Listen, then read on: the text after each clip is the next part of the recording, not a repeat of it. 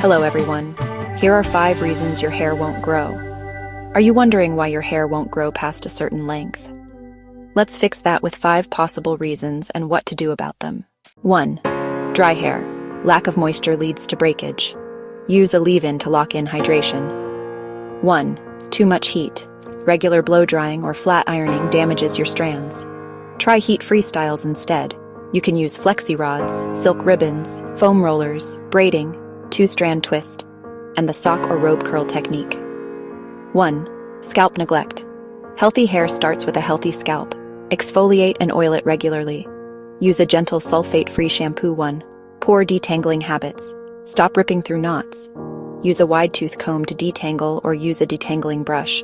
Always start from the bottom and work your way up to the top. 1. Tight styles. Protective styles are good, but not if they're pulling your edges. Wearing your hair in a too tight ponytail or braids can cause traction alopecia. Want results? Hydrate, protect, and feed your hair what it needs.